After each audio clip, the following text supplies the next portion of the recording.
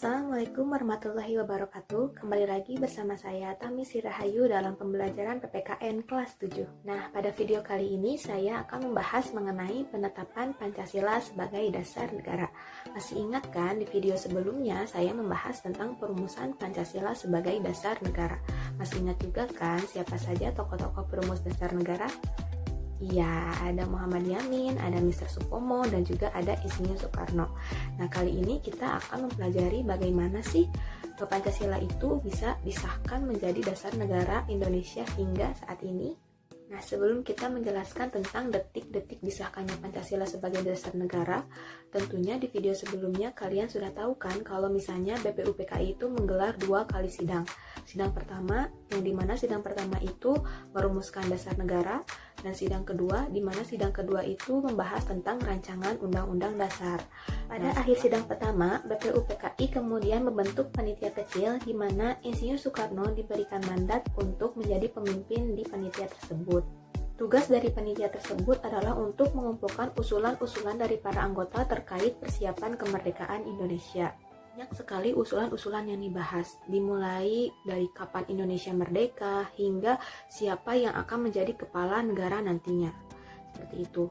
Nah, kemudian panitia kecil tersebut mengadakan rapat dengan BPUPKI dan kemudian membentuk kembali panitia kecil yang beranggotakan 9 orang yang kita kenal sebagai panitia 9. 9 anggota panitia 9 itu ialah Insinyur Soekarno sebagai ketua, kemudian ada Muhammad Hatta, kemudian ada Ahmad Subarjo, kemudian ada Muhammad Yamin, Kyai Wahid Hasyim, Abdul Qohar Muzakir, Abi Kusno Cokrosujoso, Haji Agus Salim, dan kemudian ada A.A. Maramis. Dari panitia 9 ini adalah untuk membahas usulan-usulan yang diusulkan oleh para anggota tadi gitu. Jadi tentang kemerdekaan Indonesia, kemudian sampai kepala negara itu diusulkan oleh para panitia 9 ini.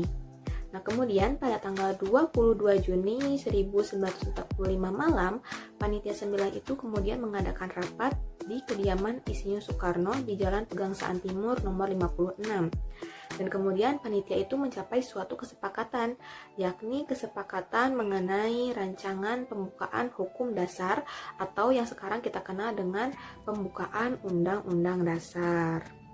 Rancangan tersebut oleh Muhammad Yamin diberi nama Piagam Jakarta. Adapun isi rumusan dari Piagam Jakarta itu, yang pertama adalah ketuhanan dengan kewajiban menjalankan syariat-syariat Islam bagi pemeluk-pemeluknya. Yang kedua, kemanusiaan yang adil dan beradab. Yang ketiga, persatuan Indonesia. Yang keempat, kerakyatan yang dipimpin oleh hikmat kebijaksanaan dalam permusyawaratan perwakilan. 5, keadilan sosial bagi seluruh rakyat Indonesia.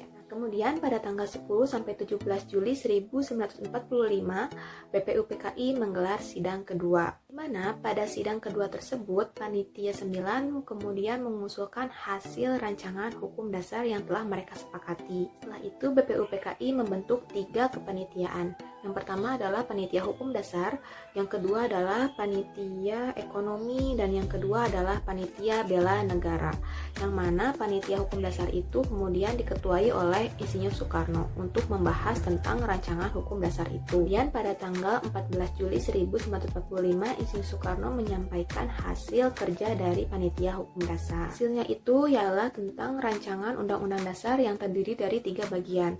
Yang pertama adalah pernyataan Indonesia merdeka, yang kedua adalah pembukaan undang-undang dasar, dan yang ketiga adalah batang tubuh. Setelah menggelar sidang pertama dan sidang kedua, akhirnya tugas BPUPKI pun selesai, dan pada tanggal 7 Agustus 1945 BPUPKI dibubarkan dan diganti dengan PPKI. PPKI adalah Panitia Persiapan Kemerdekaan Indonesia. Nah, kemudian pada tanggal 8 Agustus 1945, Insinyur Soekarno, Muhammad Hatta, dan KRT Rajiman Wirjodiningrat berangkat ke Dalat Vietnam untuk menemui Marsekal Terauchi untuk kepentingan pembentukan PPKI. Hasil dari pertemuan tersebut adalah Jepang berjanji akan memerdekakan Indonesia pada tanggal 24 Agustus 1945.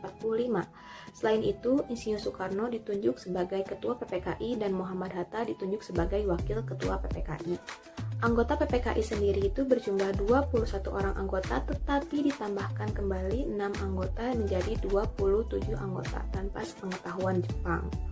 Pada tanggal 14 Agustus 1945, Jepang menyatakan kekalahannya kepada Sekutu. Dan pada tanggal 17 Agustus 1945, Insinyur Soekarno didampingi oleh Muhammad Hatta kemudian memproklamasikan kemerdekaan Indonesia. Dalam proklamasi kemerdekaan, Muhammad Hatta mendapatkan pesan dari tokoh-tokoh Indonesia bagian timur bahwa mereka keberatan dengan kalimat yang tertera dalam Piagam Jakarta. Kalimat tersebut adalah ketuhanan dengan kewajiban menjalankan syariat-syariat Islam bagi pemeluk-pemeluknya. Kemudian, atas pesan itu, Muhammad Hatta mengajak tokoh-tokoh lainnya untuk mengadakan rapat pendahuluan sebelum sidang PPKI. Dan akhirnya, kalimat ketuhanan dengan kewajiban menjalankan syariat-syariat Islam tersebut diganti menjadi ketuhanan yang Maha Esa.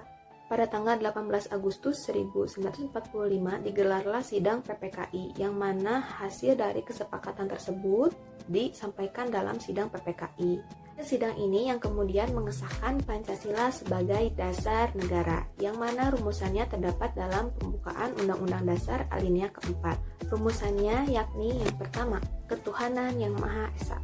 Yang kedua, kemanusiaan yang adil dan beradab. Ketiga, persatuan Indonesia. Keempat, kerakyatan yang dipimpin oleh hikmat kejaksanaan dalam permusyawaratan perwakilan. Dan yang kelima, keadilan sosial bagi seluruh rakyat Indonesia. Nah, itulah kemudian Pancasila itu disepakati pada tanggal 18 Agustus 1945.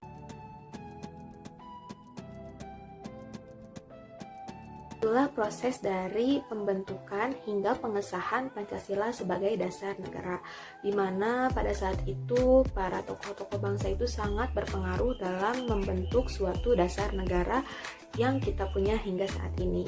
Dan tentunya harus kita syukuri, harus kita banggakan, dan harus kita amalkan dalam kehidupan sehari-hari. Sampai di sini dulu videonya ya. Semoga bermanfaat, semoga kalian bisa mengerti apa yang saya jelaskan.